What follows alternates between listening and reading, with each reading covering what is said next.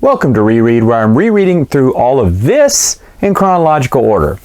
Alright, so I'm talking about the Jedi Apprentice book number 2, The Dark Rival, written by Jude Watson. This is Jude Watson's actually first book in a very long series she's going to take over. It takes place shortly after the first book, where Qui-Gon and Obi-Wan, who are still not Padawan and Master yet, they're going to the planet of, after they're done with their adventure on the ship, they finally get to Bandor, which is where Obi-Wan is going to go work for the AgriCorps. Now, he's hoping that, he'll assist Obi-Wan in his diplomatic duties there, his mission there. But Qui-Gon says, no, you won't be accompanying me. You got to go to the AgriCorps. So he does. He's kind of disappointed once again. Now, at the end of the last book, Qui-Gon had gotten a letter from Xanatos, his old student, welcoming him and saying, I'll see you soon, which is really messing with Qui-Gon's head. It kind of, each chapter, I think, goes back and gives a little bit of the past, just a little bit of the past, about his last mission with Xanatos. Obi-Wan, meanwhile, is on the planet, joining the Corps, but then gets in a little trouble. They do get to meet Xanatos. Qui-Gon sees him first at this negotiation, and Xanatos is part of off-world corporations, the one that Jimba the Hutt was in charge of in the last book. Xanatos is running it, and he's trying to run on the up and up. So he's generously giving the planet 10% of their profit, which is a lot of money.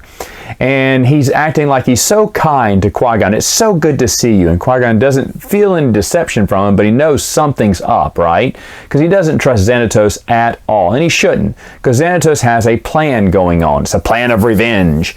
Obi-Wan gets a sniff of that plan. He sees a bunch of boxes with Xanatos' circlet insignia on it, and he tells Qui-Gon. Qui-Gon says, hey, leave everything alone. Let me deal with it. You just stay out of the way. Well, later on, Xanatos appears in front of Obi-Wan, kind of befriends him. There's a fight. Obi-Wan gets knocked out, and he wakes up. He is a prisoner with another deep-sea mining colony for 5 years. They forge his signature. He's going to be there. He's there with some kind of alien that says, not so, I lie, and it's kind of a fun little character there. But they're both there. He tells Obi-Wan he's part of this. He's now basically a slave for 5 years until they, pay for his freedom and he's free to go. But most people don't last 5 years, and so he's in a very dangerous situation. He has an explosive collar on his neck that he can't. He's trying to heal himself, but he can't get he can't use the Force to break the collar because he's trying to heal himself from his previous injuries. But eventually, he will get in trouble. And Qui-Gon will sense that, Obi-Wan is in trouble, go out to rescue him. He kind of follows the clues because he encounters Xanatos, and Xanatos reveals his true face, of course, whoops out the lightsaber. They have a battle. He has Obi-Wan's lightsaber and fights with two sabers. Qui-Gon disarms him from Obi-Wan's saber and then takes off running to go find Obi-Wan. Leaves Xanatos there gloating like, run, Jedi, run! Qui-Gon, he said, you will never get away from me. And Qui-Gon gives a funny quip like, looks like I already have, as he's escaping Xanatos. So, again, Qui-Gon's character comes across so strong in this Jedi Apprentice series. And that's one of the great things to love about it.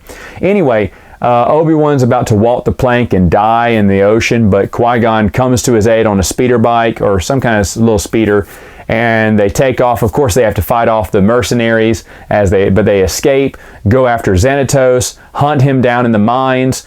Obi-Wan says, I think this is a trap. Qui-Gon's like, no, this is our chance to stop him. But it turns out it is a trap. Xanatos has trapped them down in the mines. He's taken the last shaft up, the elevator up, and he has inserted bombs there, and there's no way out. There's doors locked. They can't use the Force to get out of there. They're trapped. It looks like they're going to die. Well, that's when Obi-Wan remembers he has an explosive neck brace.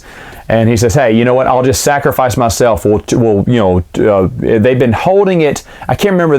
They were stopping it from exploding from its proximity alert. He said, we'll just remove that little stop or whatever, the pin or whatever, and then it'll just explode. It'll open the door, and you can get out and stop Xanatos, because it's very important you stop Xanatos. And he's like, no, we can't do that. You can't sacrifice yourself, says Qui-Gon. But Obi-Wan's like, it's fine. This is my purpose. I'm fine to do it. So Obi-Wan is showing Qui-Gon he will lay down his life for the greater good. And it's a growing moment for Obi-Wan. It turns out that Qui-Gon doesn't need him to do that. And he figures a way to get through the door, and they escape just in time. Unfortunately, Xanatos is gone. And while they're in the mine, Qui-Gon had kind of told him about his encounter with Xanatos, and not that it's different from the comic book The Dark Side, but I believe whoever wrote The Dark Side looked at the page in the book and went, let me see, what did it say here? Okay, and then they put it down and didn't read the other side of the page, because there's like a little half of a paragraph left on the other page that talks about they had a big lightsaber battle. That wasn't in the comic book. It wasn't in the comic book. They kind of skipped over that. And I'm wondering if it's because whoever it was just wanted to skim through the book real quick and say, okay, what did they do? Okay, that was it. And then close it without turning the page. He or she, I can't remember who wrote that now, may have, flipped and saw the next chapter and said, okay, this must have been what happened. Stop reading. I really think that's what happened. Because why not show a lightsaber battle with Qui-Gon and Xanatos? You'd think you'd want to do that. That would add more flavor to the story. So I can't imagine any writer not doing that match, and he just didn't know about it. He probably didn't do his study well.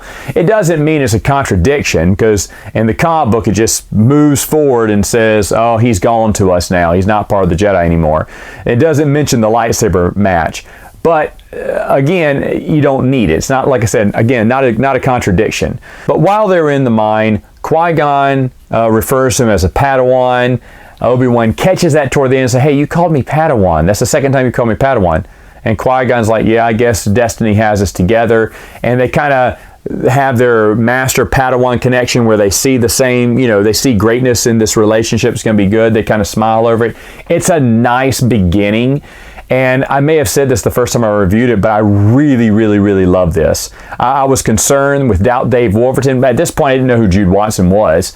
And rereading it now, I know why I love this series so much. It's weird that I'm talking about, it's really a children's, series, young adult series, but it's so good. It's so good. And I think Qui-Gon, and then later on that Qui-Gon Obi-Wan connection is going to make it even greater.